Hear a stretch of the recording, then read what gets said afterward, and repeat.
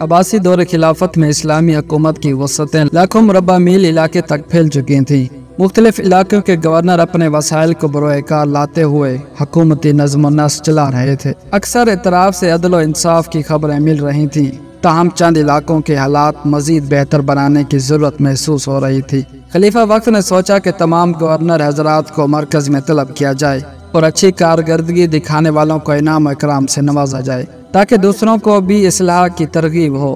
چنانچہ شاہی فرمان چند دنوں میں ہر علاقے میں پہنچ گیا کہ فلاں دن سب گورنر حضرات مرکز میں اکٹھا ہوں۔ بالآخر وہ دن آ پہنچا جس کے لیے گورنر حضرات ہزاروں میل کا سفر طے کر کے آئے تھے۔ خلیفہ وقت نے ایک خصوصی نشست میں سب کو جمع کیا۔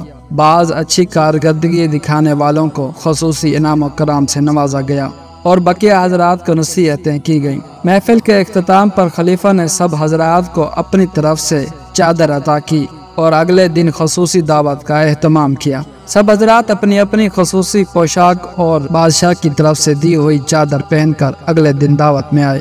پرتکلف کھانوں اور لذیذ پھلوں کی ضیافت سے لطف اندوز ہوئے۔ کھانے کے بعد تبادلہ خیالات کی محفل گرم ہوئی۔ سب لوگ انتہائی خوش تھے۔ خلیفہ وقت کی خوشی بھی اس کے چہرے سے عیاں تھی۔ عین اسی وقت ایک گورنر کو چھینک آ رہی تھی اور وہ اپنی قوت سے دبا رہا تھا۔ تھوڑی دیر کی کشمکش کے بعد گورنر کو 2-3 چھینکیں اکٹھی آئیں۔ تھوڑی دیر کے لیے محفل کا ماحول تبدیل ہوا۔ چھینک آنا ایک طبی عمل تھا، مگر جس گورنر کو چھینک آئی وہ شرمندگی محسوس کر رہا تھا کیونکہ اس کی ناک سے کچھ مواد نکل آیا تھا۔ جب سب لوگ خلیفہ کی طرف متوجہ ہوئے تو اس گورنر کے موقع غنیمت جانتے ہوئے خلیفہ کی طرف سے دی ہوئی قیمتی چادر سے ایک کونے میں جا کر ناک کو صاف کر لیا۔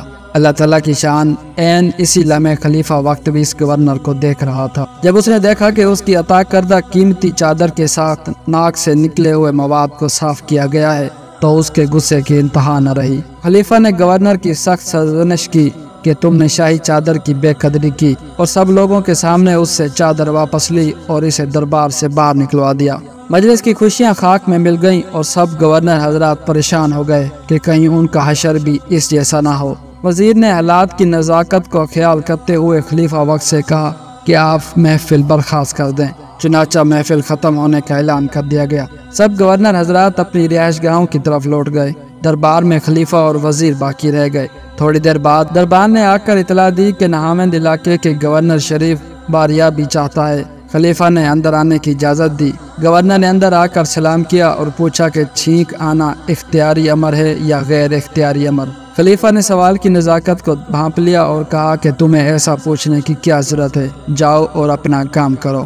گورنر نے دوسرا سوال کیا، جس آدمی نے چادر سے ناک صاف کی اس کی سزا یہی لازمی تھی کہ بھرے دربار میں ذلیل کر دیا جائے یا اس سے کم سزا بھی دی جا سکتی تھی؟ یہ سوال سن کر خلیفہ نے کہا کہ تمہارے سوال سے محاسبے کی بو آ رہی ہے۔ میں تمہیں تنبیہ کرتا ہوں کہ ایسی بات مت کرو ورنہ پچھتاؤ گے۔